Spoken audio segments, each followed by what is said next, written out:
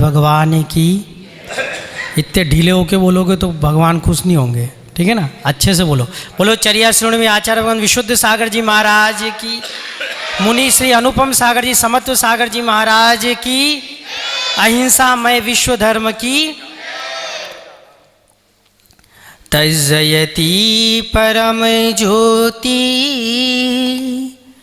समम समस्तेरनंत पर्यायी, दर्पण तव इव सकला प्रतिफलति पदार्थ मालिका, यत्र निर्ग्रंथों का मार्ग हमको दो जहाँ से प्यारा है। निर्ग्रंथों का मार्ग हमको दो जहाँ से प्यारा है। दिगंबर वेश न्यारा है, निर्ग्रंथों का मार्ग।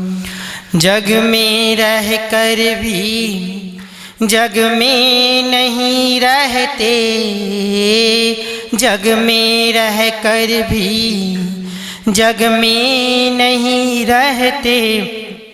निज अंतर में ही रमते ओ, जग में रह कर भी जग में नहीं रहते।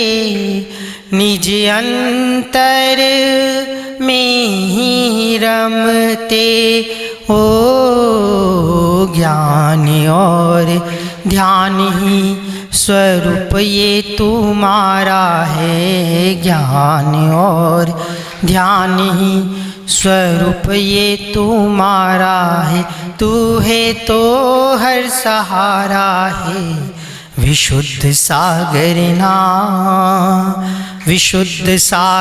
नाम हमको दो जहाँ से प्यारा है। विशुद्ध सागर नाम। बोली चर्या श्रेणी आचार्य भगवंत विशुद्ध सागर जी महाराज की जय।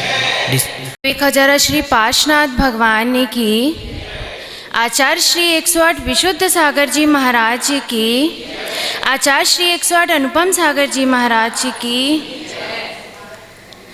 शायद द्रव्य गुण पर्याय और प्रमाण का, जड़ कर्म चेतन बंध का, अरु कर्म के अवसान का, कह कर स्वरूप यथार्थ जग का, जो किया उपकार है उसके लिए जिन वाणी माँ को वंदना 7 बार है, वंदना 7 बार है।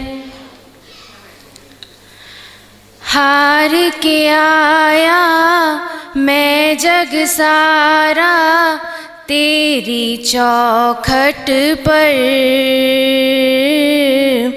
तुमसे ही है सारी उम्मीदें, तुम ही लोगे खबर। सब कहते हैं अपने भगत की, गुरुवर हमेशा पता रखते हैं।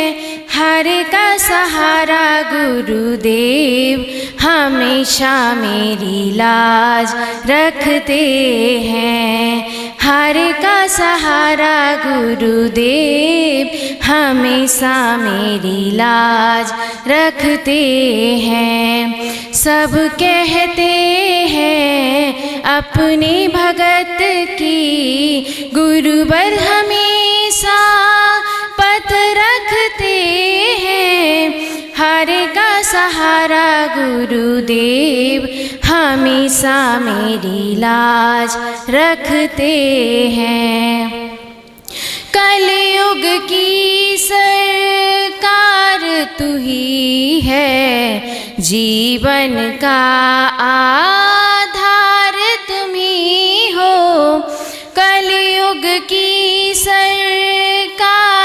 तुम ही हो, जीवन का आधार तुम ही हो।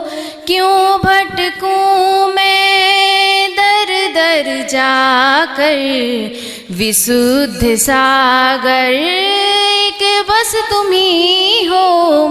तेरी कृपा का हाथ है जब से, हर संकट खुद ही टलता है। हरि का सहारा गुरुदेव हमेशा मेरी लाज रखते हैं। सब कहते हैं अपने भगत की, गुरुवर हमेशा पथ रखते हैं। हरि का सहारा गुरुदेव हमेशा मेरी लाज रखते हैं। नमोस्तु गुरुदेव।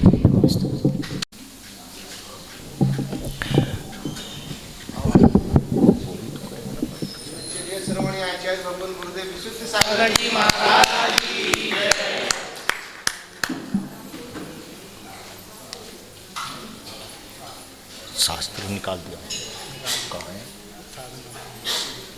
कौन कर रहा था? पंचांग समिति के सदस्य भाई अमित जैन बॉबी जी परिवार करेंगे, और मैं चौधरी साहब से भी निवेदन करूंगा कि वो भी आ जाएं, और चौधरी साहब के साथ मैं उन सभी अतिथियों को भी निवेदन करता हूं कि वो भी गुरुदेव का पाद प्रक्षालन करें। श्री अमित जैन बॉबी जी अच्छी तरह करवाइए, इससे सोरियासिस का बुखार उतर जाना चाहिए।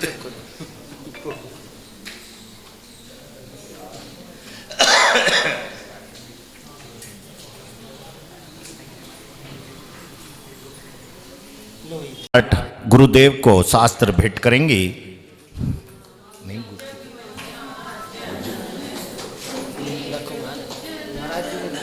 कोई बात नहीं, हाथ में पकड़ाओ। हाँ,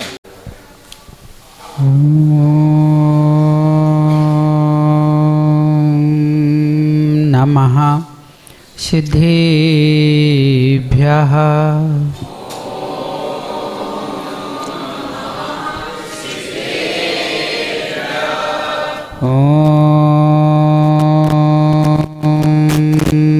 नमः सिद्धेभ्यः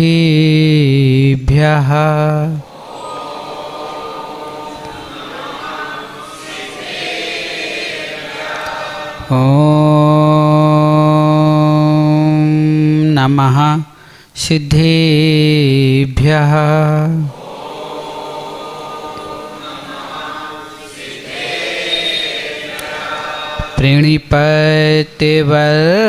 प्रणिपत्यवर्धमानं प्रश्नोत्तररत्नमालिकां वक्षे नागिनरामरवन्दं देवं देवादिपं वीरं नमो अरिहन्तारं नमो सिद्धारं नमो आयरीयारं नमो वज्रायारं नमो लोये सव्यसाहूरम। जय बोलिए अनंत अनंत सिद्ध परमेश्वरी भगवान की। जय बोलिए चिंतामणि पार्श्वनाथ भगवान की। जय बोलिए परम पूज्य अध्यात्म योगी आचार्य भगवान कुंद कुंद स्वामी की। जय बोलिए वात्सल्य दिवाकर आचार्य भगवान श्री विमल सागर जी महाराज की। जय बोलिए परम पूज्य गणाचार्य विराग सागर जी महाराज की।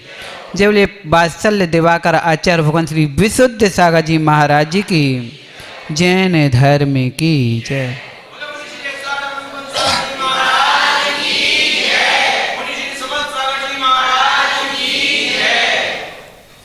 जब व्यक्ति महानता के ऊपर उठता है तब उसे कुछ विशेष बातों का ध्यान रखना पड़ता है। जितनी भी उन्नति में उठते जा रहे हैं उतने ही उसे सावधान होने की आवश्यकता होती है, क्योंकि ऊंचाइयों में उठा हुआ व्यक्ति एक पल में धराशायी हो सकता है। जमी से उठा आसमान की ओर उड़ने वाला पक्षी भी जब आसमान में उड़ता है तो जमी का भी ध्यान रखता है। आज यही सभी के मन की जिज्ञासाओं को लेकर के कल हम लोगों ने आचार्य अमोघ वर्ष ऋषिराज जी से प्रश्न किया था कि हे प्रभु, वंदनीय कौन होता है, वंदना को प्राप्त कौन होता है, कौन सम्मान को प्राप्त होता है। तब आचार्य भगवान ने कहा था कि जो व्रत संयम को पालन करे, लेकिन किस प्रकार का व्रत संयम माँ? समीचीन सद्वृत्ता, जो समीचीन व्रतों का पालन करते हैं और पंच महाव्रतों का पालन, निर्दोष चर्या का पालन करते हैं, वो ही पूज्य हुआ करते हैं और वही वंदनीय हुआ करते हैं। कल तो बड़े होने की बात हो रही थी, आज यहाँ पूछा जा रहा है कि हे प्रभु, हे गुरु, हमें ये बताइए कि का अधना आचक्षते।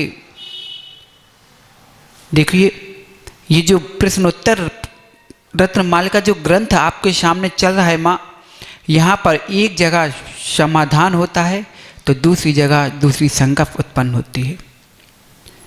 कल एक का समाधान हुआ तो आज पुनः उन्होंने दूसरी शंका रख दी कि इस धरा पर का अधना आचक्षते कि दरिद्रता कौन देखा जाता है, गरीब कौन होता है?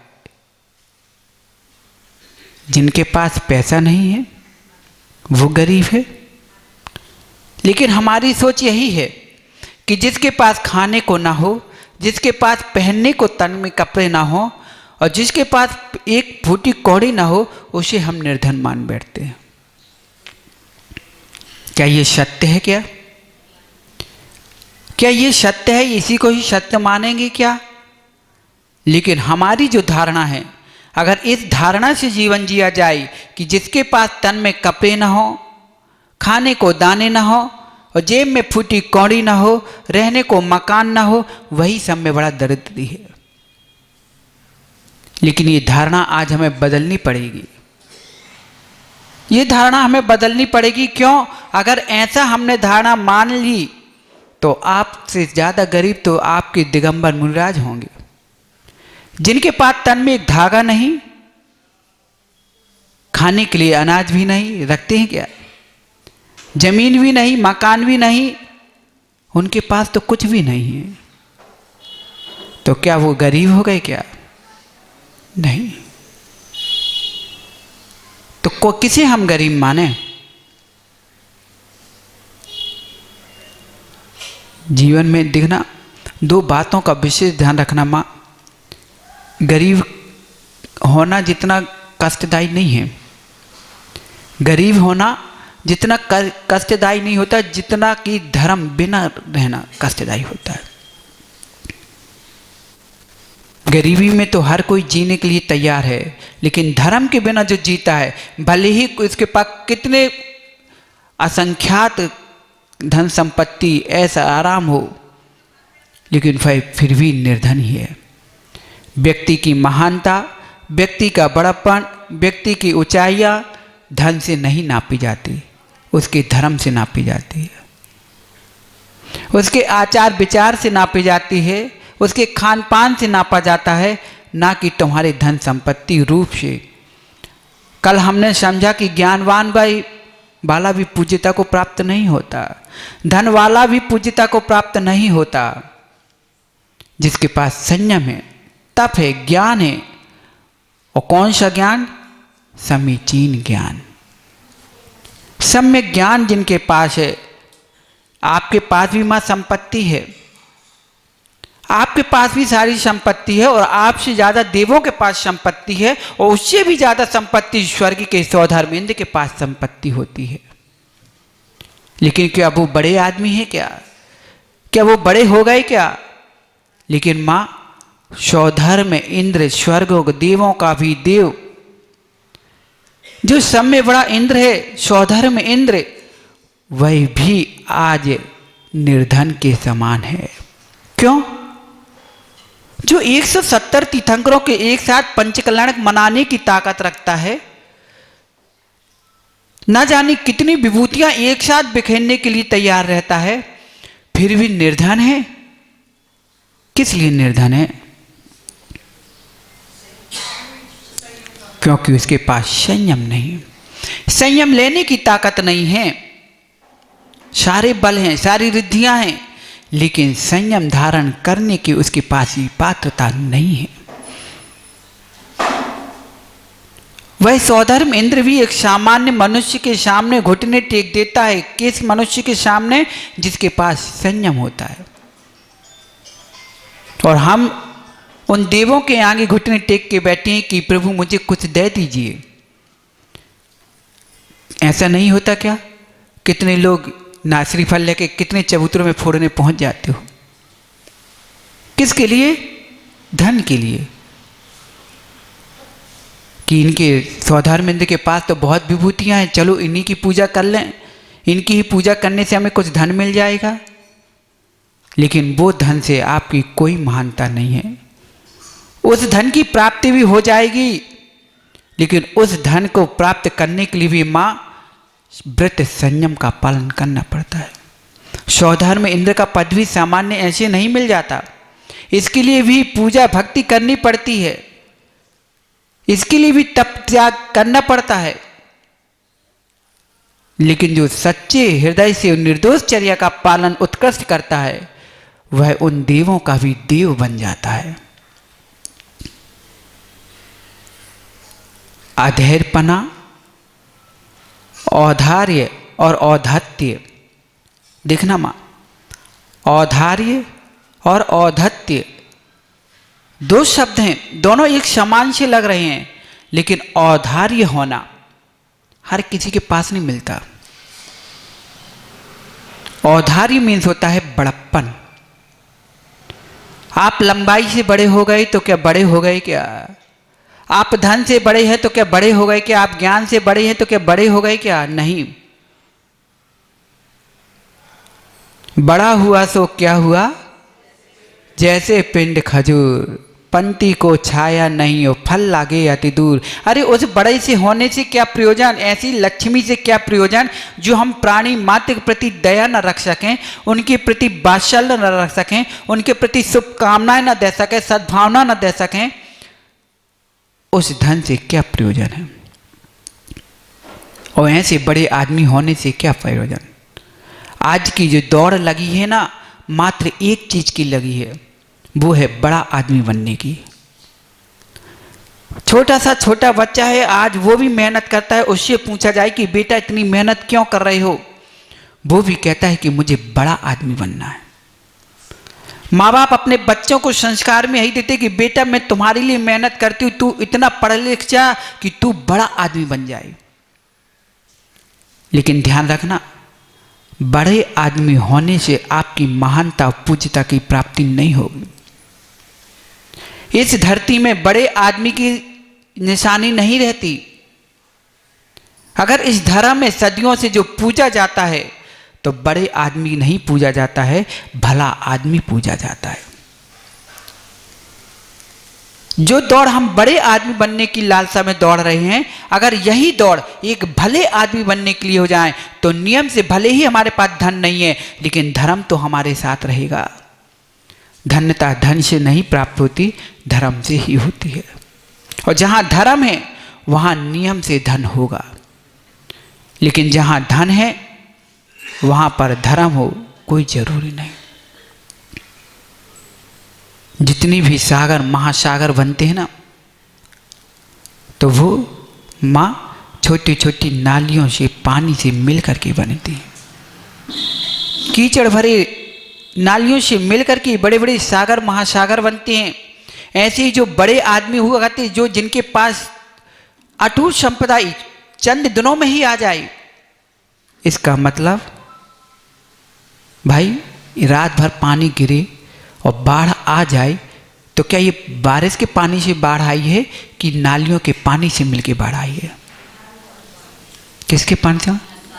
नालियों के पानी से, गटर के पानी से मिलजुल करके ये पानी एकत्रित हुआ, तब ये बाढ़ उत्पन्न हो पाई है।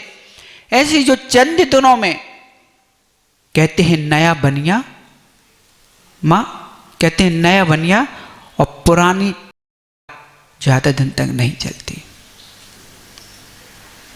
नए बनिया समझते हो ना? समझते हो? जिनके पास नया नया पैसा आया हो वो ज़्यादा दिन तक नहीं चलते, और पुरानी टाट ज़्यादा दिन तक नहीं चलती। जिनके पास नया नया पैसा है ना, वो क्या करते हैं, दिखाने में आ जाते हैं कि देखिए मेरे पास इतना पैसा है। पुरानी साख, भले ही व्यक्ति गरीबी में हो, भले ही छोटा बड़ा परिवार हो, कुछ भी नहीं है, लेकिन अपनी साख बना के चलते हैं कि एक फोन करने पे उनके काम बन जाते हैं। वो कभी किसी को दिखाते नहीं है कि देखो मेरे पास इतना वो है। जो दिखाने में लगते हैं वो ज़्यादा दिन तक टिक नहीं सकते। समुंदर में भी देखिए ना, रत्न भरे रहते कि नहीं रहते, लेकिन क्या कभी समुंदर कहता है कि मैं उछाल करके सारे रत्न को ऊपर दिखाऊं कि मेरे अंदर इतने रत्न भरे हैं? नहीं दिखाता। किसी कवि ने लिखा है माँ कि बड़े बढ़ाई ना करे और बड़े ना बोले बोल, हीरा मुख से कब कहे लाख टका मेरा मोल। हीरा कभी नहीं बोलता कि मैं इतना अनमोल हूं, लेकिन जो पारखी होता है, जौहरी होता है, उसकी कीमत पहचान लेता है। जो अपने अहंकार में डूबे रहते हैं कि मेरे पास इतना धन है, किसी को धन का है, किसी को ज्ञान का है, किसी को रूप का है, किसी को संग का है, किसी का ग्रुप का है, किसी न किसी प्रकार से अगर अहंकार भरा है, वह व्यक्ति कभी बड़ा नहीं हो सकता, क्योंकि उसका अहंकार से बड़ा नहीं होने देता। औद्धत्य और औधार्य, समझ रहे हो ना बच्चों? औधार्य और औद्धत्यपना। जो औधार्य को धारण करता है, औधार्य का तात्पर्य होता है बड़प्पन। और बड़प्पन कैसे आएगा? जो सबको लेके चलेगा, सबके प्रति सद्भावना रखेगा, मैत्री भाव की भावना रखता होगा, वही बड़प्पन है। छोटों को छोटा ना मानते हुए उसका भी सहयोग करता है, बड़ों को उनका सम्मान रखता है, दोनों को लेके चलता है। और जिसके पास दोनों को लेके चलने की ताकत है, वही व्यक्ति बड़प्पन में बड़ा बन पाता है। बड़े पद में बैठ जाने से आप बड़े नहीं हो, बड़े ऊंचे स्थान में बैठने से भी आप बड़े नहीं हो। अगर आपके अंदर बड़प्पन नहीं है तो आप अभी छोटे ही हो, और जब तक छोटे हो तब तक हीन भावना में ही जीते हो। देखना माँ, व्यक्ति जो जितना नीचे अभी बैठा है, या तो छोटी सोच है, और जिसकी छोटी सोच है वही व्यक्ति हीन भावना में जीता है।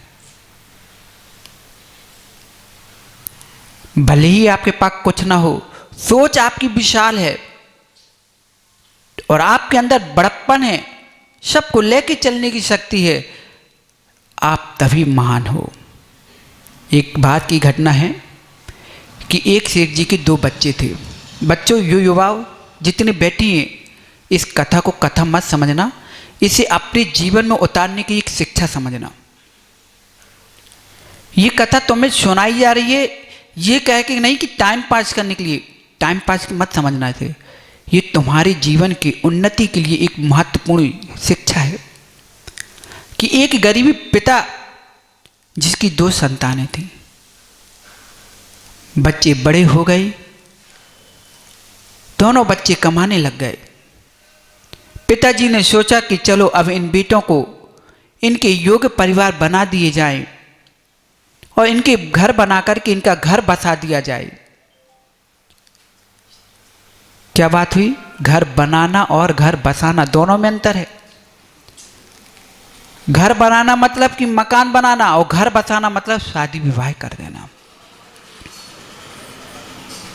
दोनों बेटों को बुलाया, दोनों बेटों ने कहा कि पिताजी जैसी आपकी आज्ञा। और पिताजी ने सोचा कि अब मेरे पास छोटा सा खेत है, मैं एक के मन का तो नहीं बना सकता, और जो मैं अपने मन का मकान बनाऊंगा तो बच्चों को पसंद आ नहीं सकता। होता है ना आजकल ऐसे ही कि जो बच्चे बड़े हो जाते हैं तो पिताजी के मकान को मिटा करके अलग से बनाना चाहते हैं।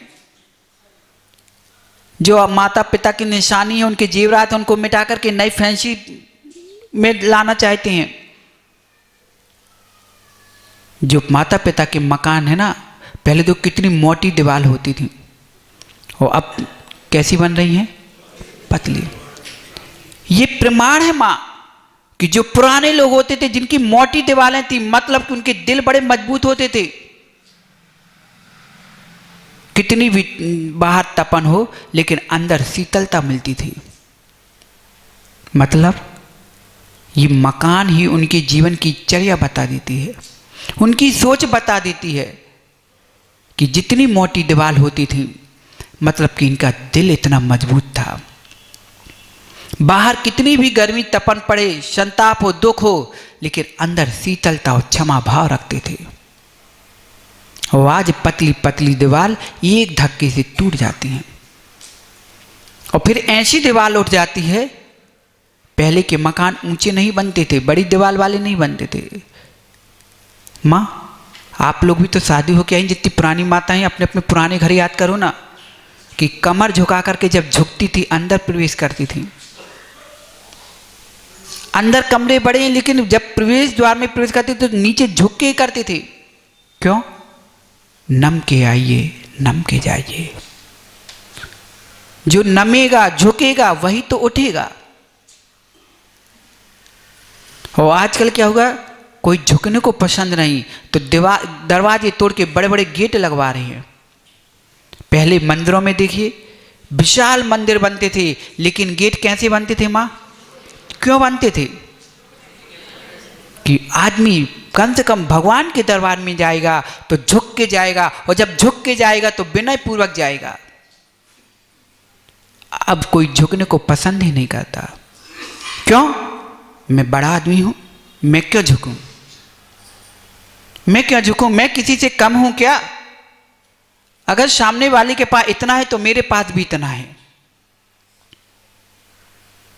बस यही अकड़पन व्यक्ति को कभी ऊंचा नहीं उठने दे रही है, उसके अंदर में बड़प्पन नहीं लाने दे रही है। औद्धत्यपना ही व्यक्ति को नीचे झुकाए पड़ी है। आपने चंदन का वृक्ष देखा? चंदन को कितना भी काटो, छीलो, घिसो, सुगंध ही देती है। और बेशरम का क्या है मां? सुगंध आएगी क्या? नहीं आएगी। उसको हाथ में लगाओ, चाटो तो जहर ही चढ़ेगा। ऐसे ही जो अहंकारी लोग जीव रहते हैं, जिन्हें अहंकार होता है। अब आप लोग सोच रहे होंगे महाराज हमें तो अहंकार होता ही नहीं, हम लोग अहंकार दिखाते ही नहीं है। लेकिन सत्य मानना, अगर आपकी 4 जगह सम्मान नहीं मिल रहा है, आप लोग 4 जगह बैठने के योग्य आपको लोग कोई नहीं बुला रहा है, समझ लेना कि कहीं ना कहीं हमारी अभी कमी है। कुछ लोग तो पैसों के बल पर सम्मान चाहते हैं कि हम इतनी बोलियां लेंगे तो लोग मुझे अलग से बुलाएंगे, मैं लोगों को इतना दान दिखाऊंगा, इतना करूंगा, सेवा करूंगा, तब मेरा सम्मान बनेगा। अगर अहंकार के भाव से आपने किया कि मुझे सम्मान की प्राप्ति होगी, मुझे लोग पूजेंगे, मुझे मानेंगे, मेरे सामने आएंगे कि सेठ जी बोलिए कितना लगाना है, देखो मेरा सम्मान बढ़ रहा है, ये आपका सम्मान नहीं है, ये आपकी लक्ष्मी का सदुपयोग के लिए बुलाया जा रहा है। सम्मान आपका तब माना जाएगा कि आपके पास कुछ ना हो और दूर से देखें और लोग तुमसे जय जिनेंद्र बोलें और कहें कि भाई साहब आइए बैठिए चाय पिए, तब मानना कि हाँ हमारे जीवन में कुछ बड़प्पन है और मेरे अंदर कुछ गुण है। युवाओं, कहानी भूल मत जाना। अभी कहानी प्रारंभ हुई नहीं कि वह पिता जो अपने मन का भवन बनाने के लिए देने को तैयार, लेकिन बच्चों की पसंद में नहीं आ सकता, इसलिए उसने जमीन को बेच करके दोनों बेटों को पैसे दे दिए कि लो बेटा हमने दोनों को दे दिए, आप अपने मन का मकान बना लेना, शहर में बनाना हो तो शहर में, गांव में बनाना हो गांव में। अब हम जा रहे हैं तीर्थ वंदना के लिए, और जब लौट के आएंगे फिर देखेंगे कि तुम लोगों ने कैसा मकान बनाया है, कितनी उन्नति की है, कितने कमाऊ पूत हो, कितना तुमने अपना मकान और पैसा, इतने पैसों में तुम कितना कमा के ला सकते हो। पिताजी तो चले तीर्थ यात्रा के लिए, और यहाँ बड़े बेटे ने कुछ मेहनत की और कुछ और पैसा इकट्ठित करके शहर में एक बड़ा भवन बनाया, महल बनवा लिया, एक गाड़ी ले ली, एक फैक्ट्री खोल ली, व्यापार पे व्यापार उसका बढ़ता जा रहा था। दूसरी तरफ एक छोटा बेटा जिसने अपनी थोड़ी सी पूंजी जो मिली, थोड़ा सा व्यापार में पूंजी लगाई और कुछ जो गांव के लोग थे उनकी सेवा में लगा दिया, उनकी मदद करते रहे और स्वयं किराए के मकान में रहा। व्यापार चलता रहा, करते रहे। कुछ समय हुआ, पिताजी का आना हुआ, और जैसे ही पिताजी आए और उन्होंने पूछा कि क्यों भाई हमारे यहाँ बच्चे कहाँ हैं, तो उन्होंने कहा कि आपके बच्चे तो एक तो शहर में महल बना के खड़ा करके और बड़ा व्यापारी बन के बैठा है, और एक छोटा बेटा उसकी तो स्थिति ऐसी है कि वो एक गांव में रह रहा है। पिताजी ने सोचा कि चलो खबर करते हैं दोनों बच्चों को।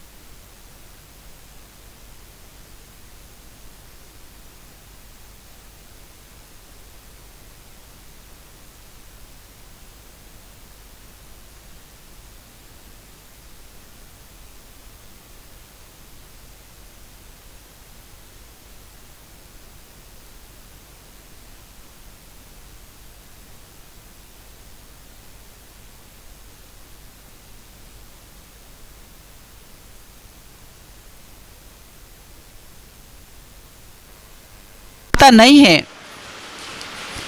युवा सुन रहे हो ना, ये मत सोचना कि महाराज श्री आशीर्वाद दो कि मेरी नौकरी लगे, मैं पैसा कमाऊं और अच्छा मकान बनाऊं। बेटा इसमें महानता नहीं है। महानता तब होगी आपकी कि जब तुम घर घर में हर व्यक्ति के दिल में अपना घर बना लो और हर व्यक्ति के घर में अपना विश्वास जमा लो। यही तुम्हारी समय बड़ी पूंजी होगी।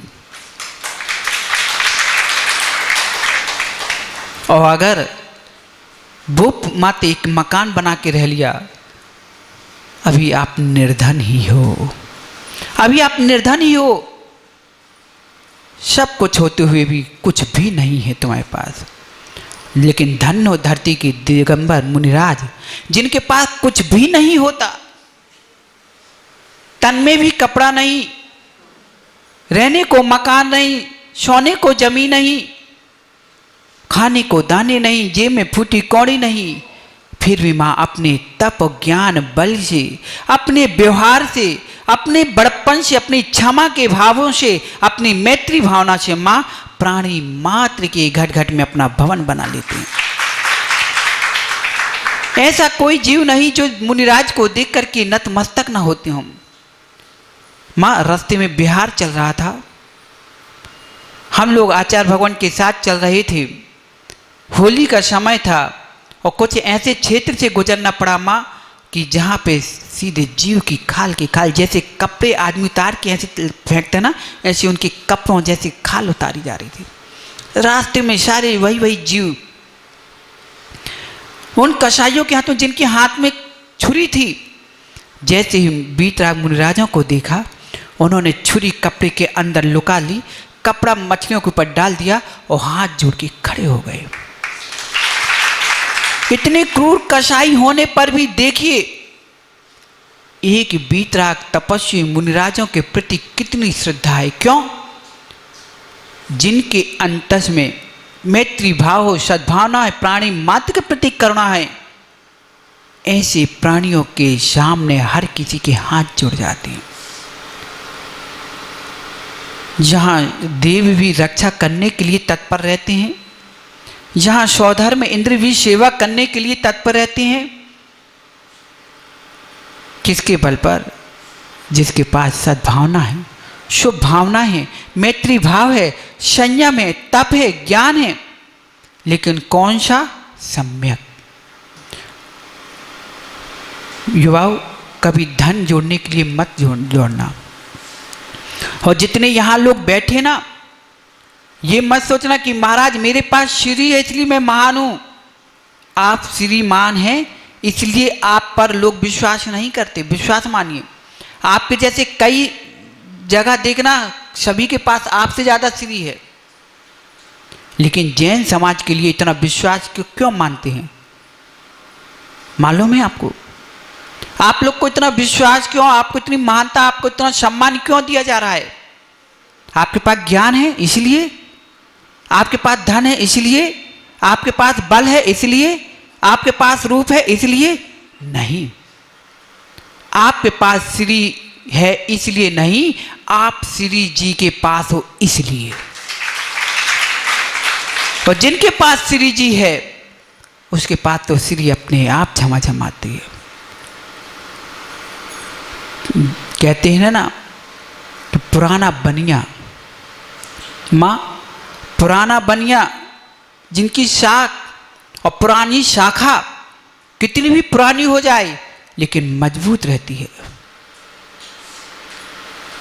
जिन्होंने देखना, इन माताओं से पूछो, जितनी वृद्ध माताएं बैठी हो, वृद्ध युवा दादाजी बैठे यहाँ, इनसे पूछना कि पिताजी जब आप इस गांव में आए थे क्या लेके आए थे? कुछ भी नहीं, 2 फूटे बर्तन, 1 जोड़ी कपड़े और एक छोटा सा फटा सा थैला। लेकिन आज इतनी ऊंची इमारतों के ऊपर बैठे हो, पूरे शहर में आपका राज्य चलता है, सत्ता चल रही है। एक मकान भी नहीं था लेकिन यहाँ भवन के भवन खड़े हुए हैं। क्यों? क्योंकि इन्होंने श्री पर दृष्टि नहीं, श्री जी पर दृष्टि रखी थी। सुबह से उठते थे तो पैसे के लिए नहीं दौड़ते थे, धन कमाने के लिए नहीं दौड़ते थे, सुबह उठते थे और स्नान करके धोती दुपट्टा पहन करके पहले श्री जी के पास जाते थे, उनकी पूजा भक्ति करते थे, अभिषेक करते थे। और अगर यहाँ पर अगर गांव में शहर में अपने जहाँ रह रहे हैं, अगर वहाँ कोई तपस्वी मुनिराज आ गए तो सब में पहले उन्हें आहारचर्या करा देते, फिर कहीं अपना व्यापार करते थे। और आज उसी का फल है कि उनके पास श्री जी के इतनी प्रसाद से उनके पास श्री झमाझम बरस रही है। उनके पास संयम रहता था, साधना रहती थी। ऐसा नहीं कि चलता है महाराज, जितने व्रत थे ना, दिन में भोजन करते थे, रोज मंदिर आते थे और शब्द व्यसनों से दूर रहते थे। भले ही उनके बच्चे 4-4, 6-6, 8-8, 10-10 बच्चे रहते थे, रहने के लिए छोटी सी मड़िया, फिर भी 8-8, 10 बच्चे पाल लेते थे। काम कितना था, बंजी की नॉन की बोरी और थोड़ा सा सामान घोड़े में लादा और बंजी करते थे, लेकिन रात्रि भोजन नहीं करते थे, जमी कंद नहीं खाते थे, छान के पानी पीते थे, रोज मंदिर सामायिक माला करते थे। माँ 10-10 बच्चों का पालन पोषण भी अकेले करते थे, रिश्तेदारी भी चलाते थे। अब तो रिश्तेदारी में आना जाना बंद कर लिया आप लोगों ने, क्यों? जब से ये मोबाइल आ गया, बस सारे काम बैठे बैठे हो जाते हैं। देखना हुआ तो व्हाट्सएप में देख लिया, सारी बातें यहीं होगी, अब जाने का कोई मतलब नहीं। पहले माँ चिट्ठी लिखी जाती थी, कितनी भी लड़ाई हो जाए तो पहले तार लिखा जाता था, उसमें तार के बाकायदे अपने संदेश देते थे। जब एक चिट्ठी आती थी ना, या भाई की हो, पिता की हो, या किसी पति की हो या पत्नी की हो, तो वो खाना खाते समय भी एक बार नहीं, 2 बार नहीं, रात को सोने के पहले पहले भी खोल के पढ़ते थे कि क्या लिखा है। इतना आनंद आता था, एक बार पढ़ने में पूरा नहीं आनंद लूट पाते थे, तो बार बार खोल के पढ़ते थे कि क्या लिखा है। और आजकल क्या हुआ, जो मुंह में आया तुरंत बोल दिया, बस, तो प्रेम भी खत्म हो गया। पहले मिलने के लिए एक दूसरे के घर जाते थे, रहते थे, मेहमानी करते थे। मेहमानी करते थे तो कैसे झुकना, कैसे झुकाना, कितना लेना कितना देना, कैसे प्रेम व्यवहार, कैसे एक दूसरे की सद्भावनाओं को समझना, कैसे संवेदनाएं देना, कैसे लेना, ये सारी शिक्षा स्वतः मिल जाती थी। अब तो बस घर की कम है और आना जाना भी बंद है, पत्र लिखना भी बंद हो गया, तो वो संवेदनाएं और शुभ भावना सद्भावनाएं पूरी खत्म हो चुकी हैं। मात्र दौड़ किसके लिए लग रही है? बड़े आदमी बनने के लिए। भला आदमी तो कोई बनना ही नहीं चाहता, भला आदमी कोई बन के रहना नहीं चाहता। कहते कि महाराज भले आजकल कौन है माँ, इन पहले आप लोग भी पढ़ते थे तो दोहा में पढ़ते थे, वाणी ऐसी बोलिए मन का आपा खोए, औरन को शीतल करे और आपों शीतल होए। लेकिन आजकल के युवा मालूम क्या कहते हैं? समर भाई, संयम, मालूम तुम जैसे युवा आजकल क्या कहने लगे कि वाणी ऐसी बोलिए सुन ना पावे कोई, और सुनने वाला तड़प तड़प के 6 महीना तक रोए। कि हम किसी से कम नहीं, हम क्यों दबें, हम क्यों दबें? अगर कोई एक कहता है हम 4 सुनाएंगे। माँ, आपकी माताओं ने, माँ ने भी तो आपको भेजा, ससुराल की नहीं भेजा। तो जब आपकी माँ आपको ससुराल भेजती थी तो क्या कहती थी कि बेटा सासू भी अगर कटु वचन कहे पानी की तरह पी लेना, बच्चे की तरह चुप रहना, अपनी माँ को, अपनी सासू माँ को माँ की तरह सेवा करना। नहीं सुनाते थे क्या? यही भजन सुनाते थे, ऐसी चर्या सिखाते थे। सुबह सब में पहले उठना, स्नान करना, पूरे घर को भोजन कराना, फिर बाद में भोजन करना। लेकिन आजकल की माताएं मालूम क्या कहती हैं कि बेटा आराम से उठना, बना बनाया खाना और जल्दी सो जाना। और इतना नहीं कि बेटी सासरे में तना कना डराइयो, एक कहें तो 4 सुनाइयो। हाँ, हमने इतना दे दिया है तुम्हें कि अब तुम्हें कुछ करने की जरूरत नहीं। उनने 1 लाख की सोची होगी, हमने 5 लाख पहुंचा दिए। उनने 1 चैन की सोची होगी, हमने 10 तोले की चैन पहुंचा दी। अब तुम्हें डरने की जरूरत नहीं है, दबने की जरूरत नहीं है। क्या ये बड़प्पन है? कि ये आप धनपति की पहचान है क्या? नहीं है। अभी समझना है युवाओं, रामू श्यामू को मत भूल जाना, रामू श्यामू को मत भूल जाना, ये शिक्षा ग्रहण करके जाना। अभी आप में वो शक्ति है कि आप सब कुछ बदल सकते हो, और आप सभी तब बदल सकते हो जब आप अपनी सोच को बदलोगे, क्योंकि छोटी सोच और पैर में मोच व्यक्ति को कभी ऊंचा नहीं उठने देती, आगे नहीं बढ़ने देती। जो अपने देखते हैं, अपना घर देखते हैं, जिनके पास मात्र आई है, क्या आई है, वो अभी छोटी सोच वाले हैं। आई मतलब समझ लो ना, मैं। आई शब्द है, अगर आई है समझ लेना कि छोटी सोच है, और जहां माई है समझ लेना कि बड़ी सोच है। आई में मात्र मैं आता है, और माई में मेरे आते हैं। और मेरे कहाँ? जहाँ मैत्री भाव होगी, सभी मेरे हैं, सभी अपने हैं। अपना किसी को बनाना है ना बेटा, संयम, उसे धन मत दिखाओ। किसी को अपना बनाना है तो उसे अपना ज्ञान मत बखेरो। किसी को अपना बनाना है उसे अपना शक्ति मत दिखाओ। तो फिर कैसे अपना बनेगा? कैसे अपना बनेगा? महाराज कुछ तो दिखाना पड़ेगा ना, कुछ तो देना पड़ेगा, तभी तो आदमी हमारा अपना बन पाएगा ना। युवाओं, कुछ भी मत देना, बस अपनापन दे देना, वह अपना हो जाएगा। आज हम दूरियां क्यों बढ़ रही हैं?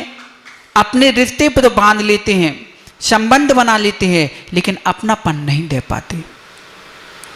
एक पिता सुबह से उठता है, ऑफिस जाता है, रात को आता है, सो जाता है, बच्चों को भी अपनापन नहीं दे पाते। इतने पैसा कमाते, इतना पैसा कमाते हैं, और इतना कहते कि मैं अपने बच्चे को पूरी शिक्षा दिलाना चाहता हूँ, और जहाँ उसे अपनापन की जरूरत थी वहाँ अपनापन नहीं दिया। जहाँ उसे प्रेम चाहिए था, प्यार चाहिए था, वात्सल्य चाहिए था, वहाँ वो नहीं, वहाँ पैसा देते। अब पैसा दिखाते रहे कि लो बेटा जितना चाहिए वो पूरा खर्च करो, जितनी चाहिए उतनी मांग पूरी करो, हम पूरी करेंगे। लेकिन इस मांग से तुम्हारी मांग पूरी होने वाली नहीं है। बच्चों को भी अपनापन चाहिए, उन्हें भी प्रेम चाहिए, उन्हें भी वात्सल्य चाहिए। अगर माँ बाप उन्हें प्रेम अपनापन नहीं देंगे, आज उन्हें पैसा दिखाते रहोगे, तो बस जब आपके समय में तुमने पैसा दिखाया, जब उनका समय आएगा वो भी पैसा दिखाते रहेंगे। जब तुम्हें जरूरत पड़ेगी, जब उन्हें जरूरत थी कि पिताजी अपने हाथ से मेरा हाथ पकड़ के लिखना सिखाओ, तब आपने उन्हें हॉस्टल में डाल दिया। जब उन्हें जरूरत थी कि पिताजी अपनी गोदी में मुझे लिटा के सुलाओ, कहानियां सुनाओ, तब आपने उनके हाथ में मोबाइल पकड़ा दिया। जब उन्हें जरूरत थी कि पिताजी की गोदी में माँ के हाथ से, अपने हाथ से रोटी खाएंगे, तब आपने एक नौकर लगा दिया। उन्होंने सोचा कि माँ अपने हाथ से भोजन बनाएगी, तो हाँ माँ तुमने घर में नौकरानी लगा दी। जो कपड़े उन्हें अपनी माँ के हाथ से पहनना चाहिए थे, संस्कार भरे कपड़े माँ के हाथ से पहनना चाहिए थे, वहां तुमने किसके हाथों से पहनाना शुरू कर दिया। उन्हें तुम्हारे वाहनों में घूमने के दिन नहीं थे, उन्हें तुम्हारे कंधे में घोड़े बन के बनाकर घूमने के दिन थे, गोदी में बैठने के दिन थे। तब तुमने गोदी में नहीं, उन्हें तुमने गाड़ी में बैठाल के घुमाना शुरू करा दिया कि जाओ बेटा घूम के आओ। अगर उन बच्चों को अपनी गोद में बैठा लिया होता, अपने कांधे में बैठाला जाता, जो पुराने दादाजी थे ना, देखना अपने नाती पोतों को कैसे कांधे में बैठाल के घुमाते थे, अपने बेटों को गोदी में लेकर के पूरे गांव में घुमाते। वो नहीं घुमाते थे गाड़ी में, क्या उनकी औकात नहीं थी कि थी? गाड़ी में भी बैठते थे ना, तो बगल की सीट में नहीं बैठालते थे, अपनी गोदी में बैठालते थे। लेकिन हम क्या करते हैं, एक छोटा सा बच्चा जिसे गोदी की जरूरत है, कहाँ बैठालते हैं? उसके लिए अलग सीट बना के रख देते हैं। और जिसे देखो कर्मी की माँ कि सेठ बड़े जिसके बच्चों की परवरिश स्वयं करना चाहिए, तो अपने बच्चे की परवरिश के लिए किसके हाथ में सौंप देते हैं? नौकरों के हाथों में। और एक त्रियंच स्वान का बच्चा जिसे नौकर संभालना चाहिए, उस कुत्ते को स्वयं अपनी गोदी में बैठाल के घुमाते रहते हैं। अपनी गाड़ी में अपने बच्चे को नहीं बैठाल के सिखाएंगे, नहीं घुमाएंगे, लेकिन एक श्वान के कुत्ते को, बच्चे को अपनी सीट के बगल में बैठाल के घुमाएंगे। अपने बच्चे को अपने साथ नहीं सुलाएंगे, लेकिन श्वान के बच्चे को अपने बगल में लिटा के सुलाएंगे। अपने बच्चे को दूसरे रूम में पहुंचा देंगे, जाओ उस रूम में सो, लेकिन एक श्वान के बच्चे को, सोचो ना आप लोग, क्या आपको अपने खून में इतना विश्वास है? क्या आप अपने खून को संस्कार दे रहे हो कि दूसरे के खून को संस्कार दे रहे हो? ये सोचिए आप। यहाँ पर प्रश्न चल रहा है निर्धन कौन है। यहाँ आपकी पहचान हो रही कि आपके अंदर कितना है। महाराज हम मैत्री भाव तो कर रहे हैं ना, एक त्रियंज पे कितनी करुणा बरसा रहे हैं। अगर आप जिस पे करुणा दिखा रहे हो अच्छी बात है, लेकिन तुमने जिसको जन्म दिया उस पे भी तो करुणा दिखाओ, वो भी तो प्रेम का भूखा है। जैसे आपकी उम्मीदें हैं कि इतने वर्ष के बाद मुझे बच्चों का सहारा चाहिए है, तो बच्चों को जब सहारे की दिन थी तब आपने सहारा क्यों नहीं दिया? तब तो आपने पैसों के बल पर उन्हें टिका के खड़े रहे। अब वह वृक्ष जब खड़ा हो चुका है, अब वही फल देगा जो तुमने फल उन्हें खिलाए थे। माँ, नारियल के वृक्ष में जितना पानी डालो ना, तो वह वृक्ष क्या देता है तुम्हें? वही वृक्ष वही तुम्हें नारियल के रूप में उसके अंदर जल भर के देता है। आप भी तो घर में बोर कराते हो। कितने इंजीनियर यहाँ बैठे हैं? कितने लोग इंजीनियर हैं यहाँ? हो ना भैया, जब आप बोर कराते हो या करते हो कहीं भी, तो बोर करते समय पानी डालते हो कि पानी निकालते हो? युवाओं, पानी डालना पड़ता है कि पहले निकालना, सीधे निकालना शुरू करते हो? बोर करने के साथ साथ में पानी डालते जाते हैं। क्यों? कि महाराज जब ये पानी डालेंगे जब बोर हो जाएगा, यही तो हमें लबालब पानी देगा। ऐसे ही इन बच्चों में जब हम संस्कार, प्रेम और अपने पन का पानी डालेंगे, तभी तो ये बच्चे अपनापन और बादशाह दया की तुम्हारे लिए पानी बरसाएंगे। तुम उन्हें एक एक चम्मच पानी अपने हाथ से पिलाओगे, ये तुम्हें भर के एक गिलास पानी पिलाएंगे। हमारे पास समय नहीं, बाटल में पानी भर दिया, मुंह में दत्ता जी पीते रहना। बाटल भर के दे दी, बेटा पानी पीते रहना। जब माँ के आंचल की दूध की जरूरत थी तो माँ ऑफिस जा रही, बाटल में दूध भर के दे दिया कि पीते रहना। बस माँ एक चंद पैसे कमाने के लिए, कि इन बच्चों के, भले ही आपने इन बच्चों की परवरिश के लिए जॉब की, लेकिन इस जॉब से ज़्यादा ये संस्कार पहले जरूरी थे। तुम जॉब करते रहो और इसी जॉब में मत, जॉब में ही करते रहोगे, लेकिन मज़े नहीं ले पाओगे। क्यों? आज तुमने पैसे इन्हें दिखा के, इन्हें पैसे के बल पर इन्हें पाला है। ये बच्चे ही तुम्हें माँ अंतिम समय तक पैसे ही दिखाते रहेंगे कि माँ कितने चाहिए बताइए, हम पहुँचाए दे रहे हैं। पिताजी हॉस्टल, आपके अनाथ आश्रम में जितने पैसा लगे हम पहुँचा देंगे। हॉस्पिटल में जितना पैसा हो आप दिखा लीजिए, हम पैसा पहुँचा देंगे। किसके लिए जन्म दिया था? यही बड़प्पन लाना है हमें, सद्गुण लाना है। कि हमें सद्गुण तो नहीं है, हमारे पास होशियारी है। सभी लोग होशियार हैं, नहीं हो क्या? माँ, एक छोटा सा बच्चा भी बड़ा होशियार है आज के ज़माने में, लेकिन होशियार बच्चे कभी सफलता प्राप्त नहीं करते, ध्यान रखना। तो कौन से बच्चे सफलता पाएंगे माँ? समझदार बच्चे। हम बच्चों को होशियारी सिखा देते हैं, लेकिन समझदारी देना भूल जाते हैं। होशियारी दो या ना दो, लेकिन समझदारी दे दो तो उनकी नैया पार हो जाएगी।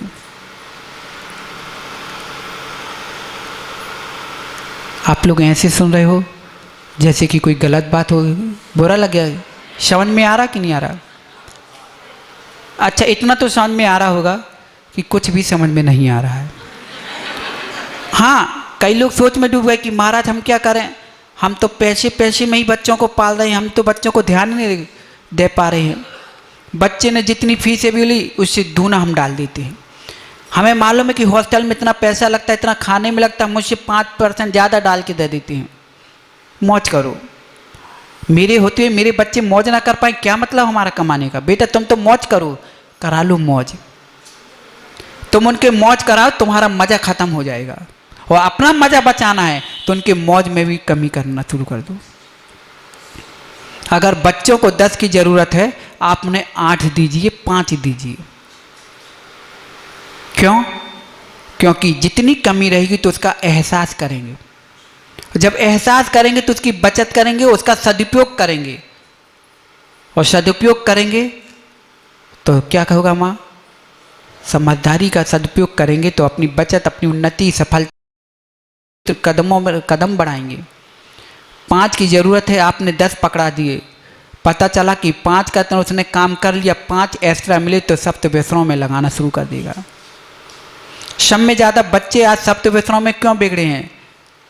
सभी यहाँ बच्चे बैठे, सभी युवा युवतियाँ सब बैठी हैं। कोई ये नहीं कह सकता महाराज हम नहीं बिगड़े। इन बच्चों से पूछो कि बेटा कॉलेज में पढ़ रहे हो तो कौन सी बुक से पढ़ रहे हो? आप अपने घर में देखिए कौन सी बुक से पढ़ाई हो रही है और आप लोग कौन सी बुक से पढ़ रहे हो। माँ जितनी स्कूल की बुक नहीं ये पढ़ रहे हैं, स्कूल की बुक में अगर ये दृष्टि रखने लगे ना तो बच्चे एक भी नहीं बिगड़ने वाले। ये जितने बिगड़ रहे हैं ना तो ये सब फेसबुक के कारण बिगड़ रहे हैं। किसकी वजह से? फेसबुक के कारण बिगड़ रहे हैं। भले ही आपको पता चले ना चले कि बच्चे बिगड़े हैं कि नहीं, ये सब बच्चे अपने अपने आंख बंद करें और मन टटोलें कि हाँ हम बिगड़े हैं कि नहीं बिगड़े हैं। सब बिगड़े हैं माँ। मोबाइल में ऐसी कोई चीज़ नहीं है कि जो उसमें ना हो। आपको कोई चीज़ दिखाने की सिखाने की ज़रूरत नहीं है। आज ये बच्चे छोटे चटर पटर कर रहे हैं, किसके बल पे? तुमने सिखाया क्या माँ? तुम लोगों ने सिखाया क्या? नहीं। जो ज्ञान आपको नहीं है वो ज्ञान इनको हो चुका है।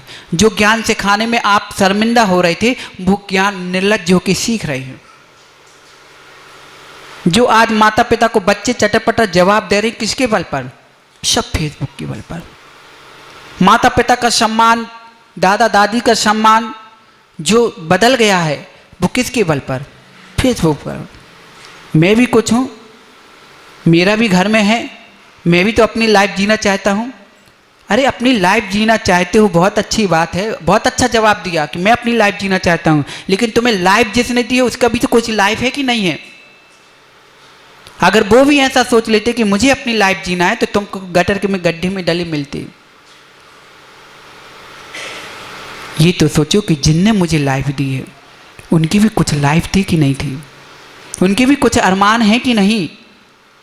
माँ तो फेसबुक के माँ ये सब संस्कार बच्चों को देना बंद करो, ये मोबाइल देना बंद करो, और देना है तो इतना कंट्रोल रखो कि फेसबुक तक ना जा पाए। मालूम है कि महाराज ऑनलाइन पढ़ाई चलती है आजकल, तो पढ़ाई उसी से हो रही है। नहीं देंगे तो बच्चे पढ़ कैसे पाएंगे? हम मना भी नहीं करते, लेकिन इतना उनको कहो कि आपके लिए मोबाइल पढ़ाई के लिए है, ना कि फेसबुक चलाने के लिए। अगर आप इन पे कंट्रोल रखेंगे तो आप अपनी संस्कृति को, आप अपनी संस्कृति को, अपने संस्कार को बचा के रख पाओगे। अन्यथा आपकी एक छोटी सी डिब्बिया सारी संस्कार को ख़त्म कर देंगे। ऐसा नहीं हो रहा माँ, ऐसा ही हो रहा है। कितने रिश्ते टूट गए, कितने रिश्ते मिट गए, किसके बल पर? युवा बोलो, तुम ही बता दो अपने मुँह से, किसके बल पर? फेसबुक पर। बेटा माँ को नहीं समझ रहा, बहन भाई को नहीं समझ रही, भाई बहन को नहीं समझ रहा है। क्यों? फेसबुक में इतने बिगड़ चुके हैं कि मात्र उन्हें एक ही चीज़ दिख रही है, बाकी कुछ भी नहीं। जिसने जन्म दिया उसके मरण, उसे मारने के लिए उतारू हो रहे हैं, किसके बल पर? इतनी ताकत कहाँ से आ गई उनके अंदर, इतनी क्रूरता कहाँ से आ गई? हमारे यहाँ तो चींटी भी मारने के लिए पाप, हम तो भय समझते थे और भय मानते हैं कि चींटी न मर जाए। आज हमारे ही बच्चे हमें जवाब देकर हमारा दिल तोड़ रहे हैं, हमारे दिल का घात कर रहे हैं। यहाँ तक कि माँ हमें मारने का प्लानिंग भी बना चुके हैं। हाँ, ये मत भूलना।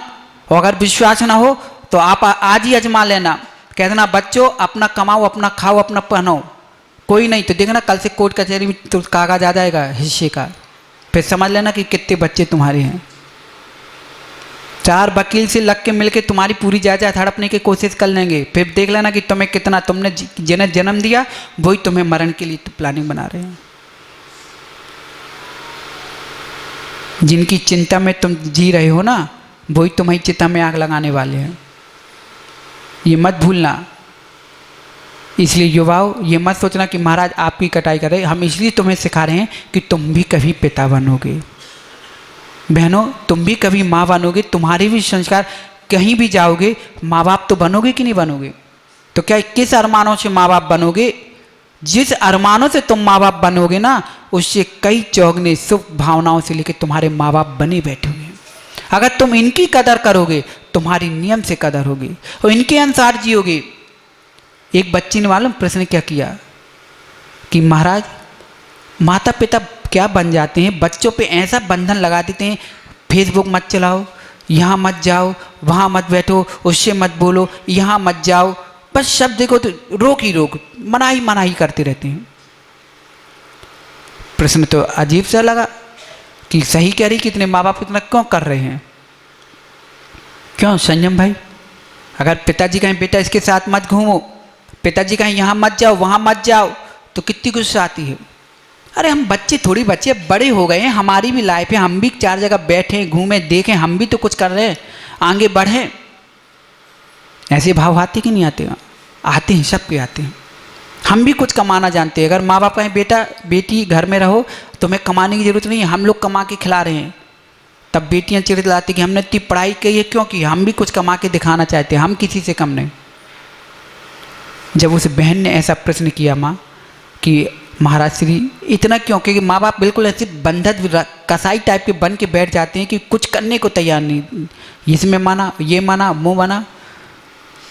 उन बहनों से कहना है, वहाँ तो हमने जवाब नहीं दिया, लेकिन यहाँ से हम जवाब दे रहे हैं। जो बहन है वो सुने ध्यान से, और ये एक का सवाल नहीं था, सभी का यह सवाल उठ सकता है, इसलिए पहले ये जवाब सुन लें, इसका जवाब आपके अपने आप मिल जाएगा। ये बताइए भैया, अगर रावण सीता को लक्ष्मण मना नहीं करता,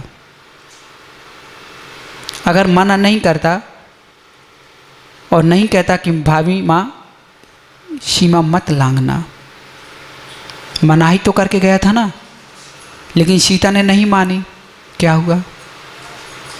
क्या हुआ? रावण अकेले गया। और रामचंद्र जी ने क्या किया?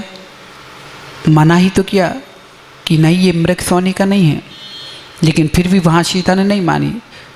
रामचंद्र जी को सीता की बात में जाना पड़ा। क्या हुआ? सीता का हरण हुआ। ऐसी माँ, बहुत से ऐसे दृष्टांत हैं कि माँ बाप मना ही करते हैं, लेकिन जो नहीं मानते हैं उनके साथ क्या होता है? हानि ही होती है। लगता जरूर है वहाँ पे मना करने की ज़रूरत नहीं थी, क्या सीता छोटी बच्ची थोड़ी थी, लेकिन वहाँ पर भी माँ लक्ष्मण ने मना किया कि माँ रेखा मत लांघना। ऐसे ही माँ बाप बच्चियों को कहते कि बेटा सीमा मत लांघना, सीमा के अंदर रहो। लेकिन आप लोग को बुरा लगता होगा, लेकिन जो लांघते हैं उनके साथ क्या हो रहा है वो स्वयं भोग रहे होंगे। लगता ज़रूर है कि माँ बाप हमें हर चीज़ में मना कर रहे हैं, हर चीज़ में मना नहीं कर रहे हैं, हर चीज़ से आपकी सुरक्षा कर रहे हैं। अगर खेत में माँ बीज बोकर के बाड़ी ना लगाई जाए तो क्या होगा? फसल, जानवर चर जाएंगे। अगर किसान बाड़ी ना लगाएगा तो क्या होगी? फसल नष्ट हो जाएगी, फसल में नहीं आ पाएगी। अगर एक किसान बांध ना बांधे तो पानी बिथर करके सीमा तक नहीं पहुंच पाएगा। ऐसे ही बच्चों, जितने युवा हैं, अगर जिनके मन में ये लगे ना कि माँ बाप हर चीज़ में मनाही करते रहते हैं, ये नहीं करो, वो नहीं करो, ये नहीं करो, बेटा इनमें उनका आपके प्रति हितैषी ही भाव है। आपके प्रति, आपकी उन्नति के लिए, आपकी सफलता के लिए, आपकी ऊंचाइयों के लिए ही शुभ भावना है, सहयोग है। लेकिन आप लोग नहीं समझ पा रहे हो, और जो नहीं समझ पाते हैं ना वो दुर्गति की ही ओर जाते हैं। आज जितने दुखी बच्चे हैं, जो माँ बाप से दूर हो चुके हैं अपनी किस वजह पर, एक जिद पे, नहीं हमको तो ये करना ही है। आज उनसे पूछो कि आज तुम माँ बाप से दूर हो तो कैसा लग रहा है, कैसा लग रहा है माँ बाप से दूर होने पर। जब तुम माँ बाप बनोगे, जब तुम्हारे बच्चे नहीं सुनेंगे, तब तुम्हें और एहसास होगा। क्योंकि जब तक मुख में 32 दांत रहते हैं ना, एक भी दांत की कीमत समझ में नहीं आती। और एक दांत गिर जाए फिर बताओ जीभ कहाँ जाती है, कहाँ जाती है? उसी चीज़ में जाती मत जहाँ वो दांत नहीं है। वैसे तो 32 थे, एक भी बार जीभ ने दांतों को नहीं कुछ किया, और एक दांत गिर जाए तो फिर वो जीभ वहीं वहीं जाती है। ऐसी माँ, जब हमारा परिवार है, अभी किसी की समझ में नहीं आ रही है, जब वह व्यक्ति हमारे बीच में नहीं होता और घटना हमारे साथ घटती है, तब वही व्यक्ति याद आता है। उन्हीं व्यक्ति की याद आती है, वही व्यक्ति एहसास बार बार होता है। उसकी वाणी, उसकी चर्या, उसकी हर एक की झलक सामने झलकती है। इसलिए धन से बड़े हो या ना हो, लेकिन धर्म मान के अपने धर्म को अंगीकार करके बड़े बनिए। संयम को धारण करिए। निर्धन वही है जिसके पास माँ संयम नहीं है, तप नहीं है, त्याग नहीं है। और कौन सा त्याग? समीचीन त्याग। तो निर्धनता कौन होगा? एक तो निर्धन वो है जिसके पास संयम नहीं है। और गरीबी किसके पास आती है मालूम? सब में बड़ी गरीबी वो नहीं कि धन चला गया, सब में बड़ी गरीबी वही होती है जिसका धर्म चला जाता है। जिसने अपना धर्म खो दिया हो, जिसने अपना संयम खो दिया हो, जिसने अपना शील खो दिया है, वही दुनिया में सबसे बड़ा निर्धनी और निर्दयी आदमी है। निर्धनी और निर्दयी, जिनने जो छोटे छोटे व्रतों को लेकर के तोड़ देते हैं, एक भी व्रत पालन नहीं कर पाते। किसके बल पर मालूम? धन के लोभ में आकर, कोई ज्ञान के रूप में आकर के, कोई रूप के लोभ में आकर के, कोई धन के लोभ में आकर के, कि कोई रिद्धि सिद्धि के कारण माँ अच्छे अच्छे लोगों को देखा माँ धन आते ही संयम छोड़ बैठते हैं, भूल जाते हैं। माँ रविवार व्रत कथा तो सुनी होगी ना, क्या हुआ था इसमें? धन के बल पर ही तो अहंकार आया था ना उसे, बड़प्पन नहीं दिखाया। उसने क्या दिखाया था? अहंकार। उसकी पत्नी ने, सेठानी जी ने एक ही नियम तो लिए थे कि मैं रविवार व्रत करूंगी, उपवास कर करके, बिना नमक का भोजन कर करके। अगर शक्ति नहीं तो बिना नमक के भोजन से मैं व्रत पालन करूंगी, पार्श्वनाथ प्रभु की पूजा करूंगी, अर्चना करूंगी। लेकिन अहंकारी ने क्या किया कि नीरस भोजन वो करें, उपवास वो करें जिनके यहाँ खाने को दाने ना हो। और माँ एक ने नहीं, साथ में उनके सातों बेटों ने उनका उपहास किया। एक व्रत का किसके बल पे? धन के, कि मैं तो इतना सेठ हूँ, नगर सेठ हूँ, एक से एक धान भरे हुए हैं, खाने को दाना ना हो, जिनके घर में, जिनके पास गरीबी हो, बीमारी हो, सताए रोग हो, उनके यहाँ पे ये व्रत और ये नीरस वगैरह भोजन करें। हमारे पास सब कुछ खाओ ना, ये पागलपंती क्यों? हंसने लगे।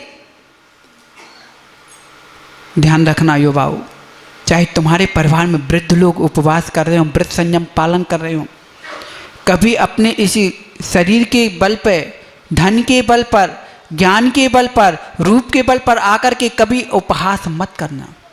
भले ही माँ तुम्हारे पास उपवास करने की शक्ति हो या ना हो, व्रत कर पाओ या ना कर पाओ, लेकिन जो उपवास कर रही है ना, उनका उपहास कभी मत करना, स्वप्न में भी उपहास मत करना। और जिसने उपहास किया है उनकी गति देख लो क्या हुई है। पीढ़ी पीढ़ी निकल जाती है भैया, एक एक दाने को तरस जाते हैं। तुम तो उपहास करके चले गए, लेकिन तुम्हारे एक उपहास करने से कितनी पीढ़ी की पीढ़ी गरीबी में झेलनी पड़ती हैं, बीमारियों में निकालनी पड़ती हैं। इसलिए उपवास करने वालों का कभी उपहास मत करना। युवाओं, अगर माता पिता, अगर तुम्हारे नगर में कोई त्यागी वृत्ति आए, उपवास करें, तो ये मत कहना कि अरे ये तो ऐसे करते रहते हैं। किसी महाराज को अंतराय है, अरे इन्हें तो शौक है अंतराय करने की, ये तो जानबूझ के करते हैं, कैसे भीड़ जुड़ेगी, कैसे लोग आएंगे। तुम्हें अंतराय दिख रहा है, तुम्हें नाटक दिख रहा है, तुम्हें ढोंग दिख रहा है। माँ तुम्हें तो ये सोचना चाहिए, धन्यो ऐसे धरती के देवता बीतराग मुनिराज, जहाँ पंचम काल में लोग अन्न का कीड़ा बना हुआ है, और यहाँ कहाँ सहज रूप में अपनी निर्दोष चर्या के लिए, जहाँ अन्न के लिए लोग लड़ रहे हैं, ये अन्न को सहज छोड़ के आ रहे हैं। एक एक दाने के लिए जहाँ लड़ाई होती हो, एक एक रोटी के टुकड़े के लिए कुत्ते कुत्ते जैसे लड़े बैठते हैं, वहाँ पर ये साधु छोटे से बाल में माँ शंका भी आ गई तो उसे हंसते हुए छोड़ के आ जाते हैं। उन्हें अपना शरीर नहीं दिख रहा, उन्हें अपनी साधना दिख रही है, उन्हें अपना संयम दिख रहा है कि मेरी एक रोटी का टुकड़ा चला जाए तो चला जाए, लेकिन मेरा प्रण ना जा पाए, मेरा संयम ना जाए, मेरी जो चर्या है उस चर्या में निर्दोषता भरी रहे। माँ इतना सा छोटा सा बाल होता है, किसने देखा? धीरे से खिसका लो, खाओ, अच्छा माल पानी है, सेठ जी के घर का है, कब कब मिलता है शुद्ध घी का। घर में तो कभी फल फूल खाए नहीं, यहाँ तो फल फूल 10 प्रकार के फल, एक से एक जूस दिख रहे हैं। संयम भाई अच्छा मिल रहा है महाराज, पी लो, कब कब मिलता है, आज पी लो जितना पीना हो। बेटा आज ये तुम पुण्य केवल पे ले लो, लेकिन कर्म जब उदय में आएगा तो तरस जाओगे। तुम्हें फल फूल खाने की शौक है ना, खूब कर लो, मायाचारी करके कर लो, और जब त्रियंच बनोगे, बंदर बनोगे, तो पेड़ों पेड़ों में उचकते उचकते खूब फल खाते रहना। जो फल तुमने अभी नहीं खाए वो फल भी तुम्हें खाने को मिलेंगे। लेकिन धन्य धरती के बीतराग मुनिराज ये नहीं देखते कि शरीर की क्या हालत हो रही है, यही नहीं देखते कि कौन सा रोग सता रहा है।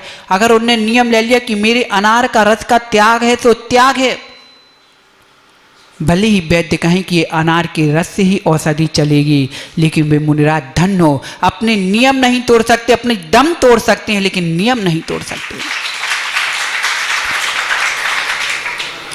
ये भी नहीं सोचते कि अभी अभी औषधि ले लो, फिर कर लेंगे बाद में साधना, फिर ले लेंगे नियम, फिर कर लेंगे पालन। नहीं माँ, भूल हो जाए तो उसके लिए प्रायश्चित ले लेना जरूरी है, लेकिन प्रायश्चित लेने के लिए कभी भूल नहीं करनी पड़ती। समझ में आ रहा ना? भूल हो जाए तो प्रायश्चित लेना, और लेना ही चाहिए। क्यों? क्योंकि समाधि मरण करना है।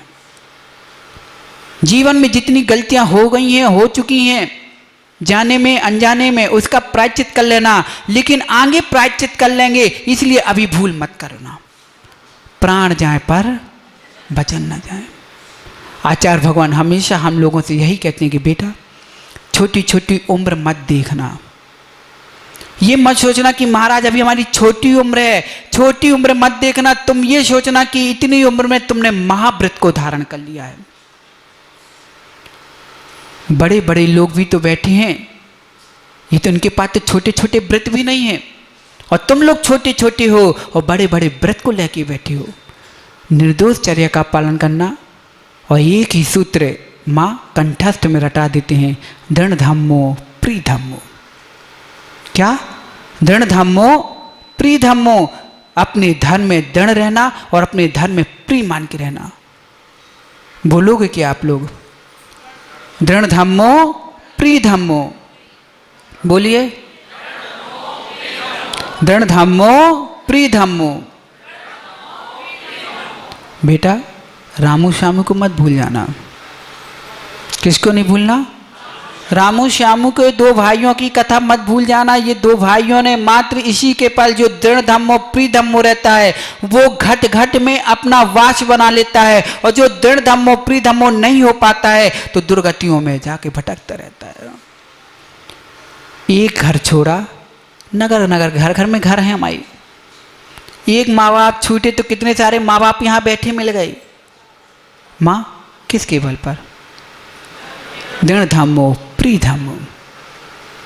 यहाँ एक माँ बाप, तुम लोग एक माँ बाप को पकड़ के बैठे कि महाराज इनकी सेवा करना हमारा कर्तव्य, माँ बाप को कौन देखेगा? एक माँ बाप को पकड़ के बैठे हो तो बेटे सबसे दूर हो, और हमने एक माँ बाप को छोड़ दिए तो देखो कितने माँ बाप की सेवा करने का मौका मिल रहा है। तुम एक की सेवा करने के भाव बनाते हो, हमने तो कितने माँ बाप की सेवा करने का जिम्मेदारी उठा रखी है। तुमने एक दो भाई बंधु के लिए बैठे हो, यहाँ पे तो पूरा सारा जग ही हमारा बंधु बना बैठा है।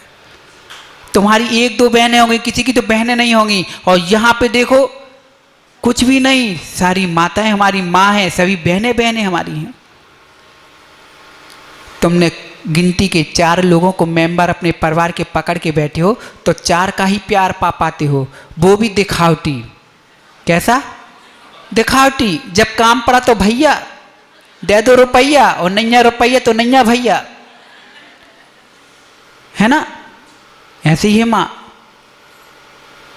बहन न भैया सबसे बड़ा रुपया। और यहाँ तो कुछ भी नहीं है लेकिन सब भैया ही भैया, हमें कुछ कहना नहीं पड़ता। सभी देखो दिल से चाहते हैं, दिल से सेवा करते हैं, दिल से भावना रखते हैं। तुम्हारे सिर में दर्द होता समर भाई तो मम्मी पापा गोली ला के देते होंगे, डॉक्टर को दिखा देते होंगे, है ना? इतना ही होता ना। लेकिन पड़ोसी भी ढूंढने नहीं आता। और यहाँ पर पड़ोसी का गांव की गांव देखो कहाँ कहाँ से लोग देखने आ रहे हैं कि महाराज बीमार है, भाई देखने चलना है, हमारे महाराज बीमार हैं। उनकी औषधि, तुम्हें एक डॉक्टर की औषधि, यहाँ तो हर कोई डॉक्टर बन के आ जाता है। भारत की खासियत है कि सब में मात्र 2 लोग ज़्यादा मिलेंगे, हर घर में मिलेंगे, चाहे अनपढ़ वाले लोग रहते हों चाहे पढ़े लिखे वाले घर हो गए हों, हर घर में 2 लोग मिलेंगे, एक सलाह देने वाले और एक दवा देने वाले। मिलेंगे कि नहीं? कुछ भी ना जानते हो, अगर इनसे कहते हो कि देखो फुंसी हो गई तो घर में 10 लोग हैं तो 10 ही लोग अपनी अपनी दवाई बताएंगे। और मोहल्ले में कुछ हो जाए तो हर मोहल्ले के हर एक के घर से एक आदमी सलाह देने पहुंच जाएगा, ऐसा नहीं ऐसा कर लो। तो 2 चीज़ें भारत में विचित्र रूप में मिलती हैं। कौन कौन सी? सलाह देने वाले और दवा बताने वाले। लेकिन सलाह उन्हीं की मानना जिनके पास विशाल बुद्धि है। छोटी सोच वालों की कभी सलाह मत मानना। इसलिए जीवन में क्या जरूरी है समर भाई? बड़प्पन लाइए, संयम लाइए, साधना लाइए, और समीचीन साधना करके सबको छोड़ोगे तो सब कुछ पा जाओगे, और सबको पकड़े रहोगे तो सब कुछ छूट जाएगा। पिता की संपत्ति पे मत जाना, पिता की संपत्ति पे मत जाना। किसी ने कहा कि महाराज पिताजी की वसीयत तो हम नहीं छोड़ सकते। हमारे पिताजी ने इतनी मेहनत से इतनी वसीयत बनाई है, क्या वसीयत को हम ऐसे छोड़ देंगे क्या? हम उन बच्चों से बार बार यही कहते हैं कि बच्चों उनकी वसीयत को तुम ठुकरा दो, ठुकरा दो। अगर उनके जैसे बनना है, उनकी जैसी वसीयत के मालिक बनना है तो तुम पिता की वसीयत पे दृष्टि मत रखो, उनकी नसीहत पे दृष्टि रखो, नियम से उसकी वसीयत पे मालिक बन जाओगे। और मात्र तुम लोगों की दृष्टि वसीयत में रहती है, नसीहत पे नहीं रहती है, इसलिए वसीयत कुछ दिनों की ही रहती है। पिता की संपत्ति के लिए लड़ना है तो परम पिता की गुण संपत्ति पे लड़ो ना। जिन गुण संपत्ति के लिए लड़िए, और जिन गुण संपत्ति जिसके पास आ गई वो दुनिया का सबसे बड़ा आदमी है, वही धनवान है। आपके पिता की संपत्ति से कोई बड़े आदमी नहीं हो। नहीं तो समाज सोचे कि मेरे पिताजी के पास तो इतनी संपत्ति, इतने फ्लैट हैं, इतने फैक्ट्रियां हैं, ये संपत्ति तुम्हारी किसी काम की नहीं, ये तुम्हें दरिद्रता ही बना के रखेगी। क्योंकि माँ जितना जिसके पास पैसा आता है उतना ही अहंकार आने लगता है। तो क्या पैसे ने अहंकार बना दिया? क्या पैसे ने अहंकार नहीं बढ़ाया। अगर पैसा अहंकार बनाने लग जाए ना तो बैंक के मैनेजर को सब में बड़ा अहंकार होना चाहिए, क्योंकि वो तो नोटों के बीच में बैठा रहता है। लेकिन उनके पास भी सज्जनता पाई जाती है, उनके अंदर भी दया भाव रहते हैं। जिनके पास दिल विशाल होता है, सोच ऊंची रहती है, भले ही रोटी के टुकड़े कम हो। लेकिन माँ, एक व्यक्ति को हमने देखा कि एक बाबूजी मेहनत करके एक रोटी कमा के लेके गया, और रास्ते में 4-5 बच्चे कूद रहे थे, खेल रहे थे, और जैसे ही उसकी हाथ की रोटी देखी सभी लोग उसकी रोटी की ओर देखने लगे। बाबूजी समझ गए कि बच्चे भूखे हैं, ये बच्चे भूखे हैं, रोटी की चाय रखते हैं। अब वो सोचा कि एक रोटी मैं खाऊं तो कितना आनंद नहीं आएगा, लेकिन उसने क्या किया, अपने एक रोटी के 4 टुकड़े करके 4 बच्चों को बांट दिए। कितने बच्चों को बांटे माँ? 4 बच्चों को बांटिया और चारों बच्चों ने मिलकर के सोचा कि इस टुकड़े में मेरा पेट भरना नहीं, बाबूजी भी तो भूखे होंगे, और उन्होंने उस टुकड़े से एक एक छोटा छोटा टुकड़ा निकाल के बाबूजी के मुख में दे दिया। बताओ कि उस बाबू ने 4 टुकड़े दिए और 4 लोगों ने मिलकर उसके कितने टुकड़े दे दिए। ये होती है बड़प्पन, दया। आप दूसरे को निवाला दीजिए, वो तुम्हें निवाला देगा। करके तो देखो। आप मुनिराज के हाथ में एक ग्रास रखते हो ना, तो आपको क्या मिला? मिला कुछ आपको? कितने लोग को मिला? कुछ मिला? नहीं मिला। छोटे छोटे बच्चों से पूछो कि जो सुबह से भोजन नहीं करते, आहार देंगे, और एक ग्रास दे लिया, फिर उनसे कहा बच्चों अब तो हो गए आहार कर लो। नहीं महाराज, आज तुम्हारा पेट भर गया। क्यों? आज हमने आहार दिए ना। आहार तो उसने किए नहीं, अपना हाथ का ग्रास महाराज जी के हाथ में रखा, और पेट किसका भर गया? बच्चों का। तो माँ जो दूसरों पे करुणा दया करते हैं, उसका आनंद की जो अनुभूति मिलती है, वो आनंद की अनुभूति तुम करोड़ों रुपया एक साथ रखने पर भी नहीं खरीद सकते हो। इसलिए अपने जीवन में बड़प्पन लाना है तो धन से नहीं लाइए, वात्सल्य से लाइए, अपना पन से लाइए, करुणा रखिए, रामू श्यामू की बात को ध्यान रखते हुए। समर बेटा, संयम। अब तुम मकान कहाँ बनाना चाहते हो? सहारनपुर में घर बनाना चाहते हो कि सहारनपुर को अपना घर बनाना चाहते हो? सहारनपुर में अपना घर बनाना चाहते हो कि सहारनपुर को अपना घर बनाना चाहते हो? कितने लोग हैं सहारनपुर में? कितने लोग के घर हैं? हाथ ऊपर करो। सहारनपुर में कितने लोग के घर हैं? इतने लोग के। और सहारनपुर कितने लोगों का घर है? अभी तो ये झूठी दिखावटी हाथ है। जब आपके घर घर में सम्मान हो, बुलावा हो, आपकी चाहत हो, तब समझना कि हमारे सहारनपुर घर है, नहीं तो सहारनपुर में ही घर है। देखना अभी हम लोग मुद्रा लेकर निकलेंगे, एक भी घर नहीं है हमारा। घर घर के लोग खड़े रहेंगे, हे स्वामी नमोस्तु नमोस्तु नमोस्तु। और जिसको सहारनपुर को घर बनाना है क्या, तो हमारे साथ आ जाओ, अभी मौका है। आचार्य भगवान आ रहे हैं, ठीक है ना? एक एक घर छोड़ो, पूरे घर घर का घर मिलेगा आपको। जिस गांव में जाओगे, जिस शहर में जाओगे, सब आपको घर ही घर मिलेंगे। सब लोग हाथ जोड़ के कहेंगे मेरे घर चलिए। आप अपने कदम रख लीजिए, बस कदम।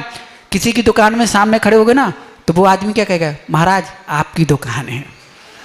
ये नहीं कहता मेरी दुकान है, क्या कहते हैं? सब आप ही की है। एक बार हम इस दुकान के सामने निकले, एक बच्चा बोला महाराज जी ये मेरे पिताजी। तो उनके पिताजी ने नमोस्तु की तो बोले कि महाराज जी आप ही की दुकान है। ताने की अपनी दुकान है? कहा आप ही की दुकान है महाराज जी। ताने की ठीक है हमारे नाम पे कर दो, छोड़ दो, चलो हमारे साथ। क्या मतलब? हानि कि हमारी दुकान है तो तुम्हें बैठने की जरूरत नहीं, चलो हमारी दुकान से हटो। तो ऐसे भी लोग होते हैं। इसलिए दिल बड़ा रखिए, सोच ऊंची रखिए और सम्यक तप करिए। यही आपकी महानता है। और धन्यता के पात्र करने के वाला अगर कोई है तो वह है जैन धर्म। हमारा धर्म ही हमें धन्यता के पात्र में लाएगा। धन आपको धन्यता का पात्रता नहीं कराएगी। बोलो महावीर भगवान की जय।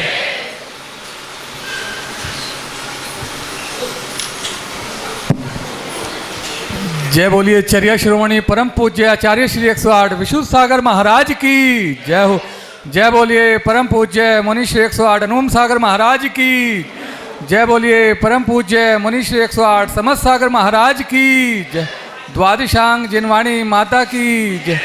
जावाणी के ज्ञान से सूझे लोकालोक, सोवाणी मस्तक चढ़ो सदा दे हूँ दो।